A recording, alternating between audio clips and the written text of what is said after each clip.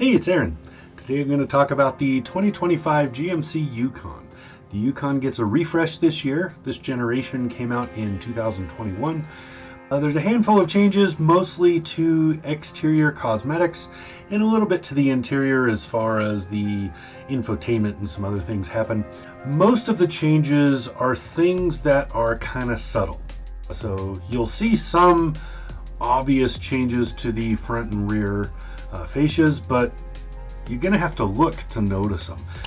They're only going to be obvious if you're really looking for them. Otherwise, this is the Yukon didn't need a whole lot of change anyway. It's a very good vehicle. The only thing that I didn't like about it, honestly, was that the big V8 doesn't feel like a big V8. Yeah, it's kind of lost its luster. I feel like it should be a little more oomph. I don't know, something. But anyway, it is one of the last of the big SUVs that is powered by a V8 engine.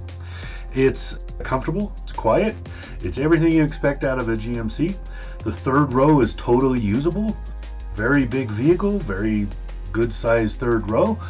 It is big and bulky, so it is hard to maneuver if you're in tight situations, but not terrible. The 360 camera and a little bit of just common sense goes a long way with getting this thing around. For such a huge interior, I was surprised at how fast the climate controls actually change things inside. Once you hit those buttons and stuff, you start feeling temperature changes pretty quickly. New technology, the infotainment is a whole lot easier to use. This is Chevy's current, or GMC, but same difference. It's their current infotainment, and it's very good. It's very fast, very crisp, quick to respond, looks good in the overall build of the vehicle. It's a big screen, but it's a big dashboard, so it kind of fits in. I really like the cargo space. There's tons of it. It's also got good amount of towing. It's got there's a lot of really good things, a lot of things to put in that pros list. Now for cons, the maneuverability I talked about, that's a little bit of it.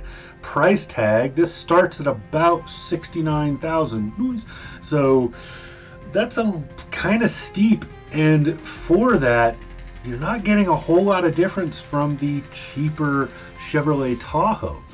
There's a couple of interior differences, there's some design differences obviously, but really in the end you're not getting a whole lot of difference for that price tag. I don't think that the move to the slightly upgraded interior and some other things really justify that big old price jump that you're making. But I know that there are people who will never buy a Chevy but will always buy a GMC, and I totally understand why. You know, this is a great truck. I really like it. So a couple of things about the technology before we move on to the drive stuff and whatever. The base infotainment screen is 16.8 inches. That's actually a pretty good size for this vehicle. You know, we talk a lot about these 21 and 23 and bigger screens, but honestly, as the screens get bigger and the knobs get fewer, things get less useful in my experience. This is just about right sized. If you go up to maybe 20 inches, which I believe is the upgrade screen, it's still pretty much right sized for this vehicle, and you don't lose a whole ton of buttons. Most of the stuff you expect for volume and other things, they're all still there. Also, if you can afford it, I would definitely go to the 18 speaker Bose system. It's a very good setup for the size of this vehicle. It sounds really good. Most of the time in these big vehicles, you either lose it in the space or you have too much resonance because it's a long, skinny package compared to a smaller vehicle that'll be a little bit more square.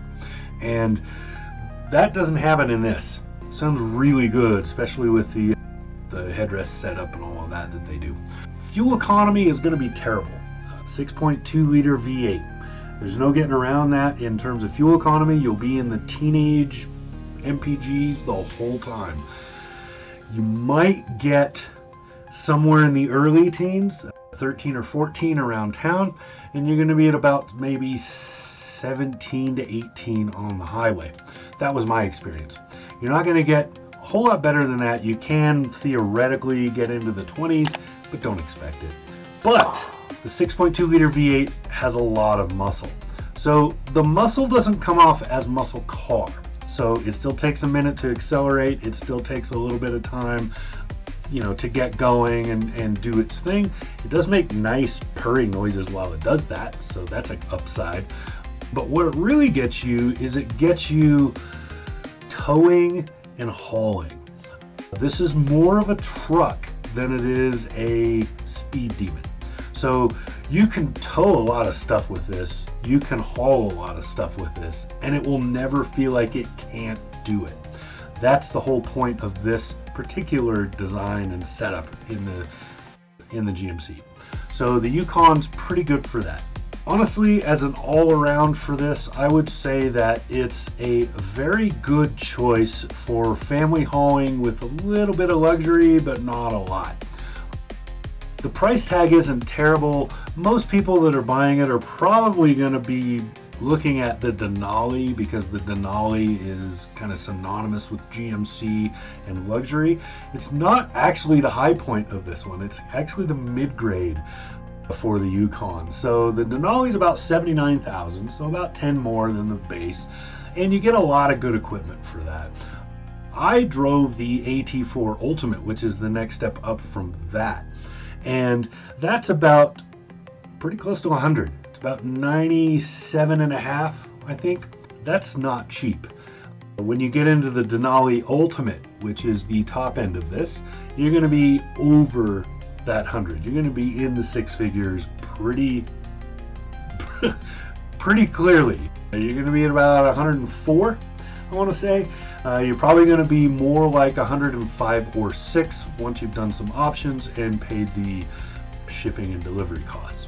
So pretty steep, but on par with what I can't understand with that. Here's my issue there. If you go to that level with the GMC, at that point you are spending what you would have spent on a Cadillac Escalade, which is a far more luxurious vehicle with the same everything.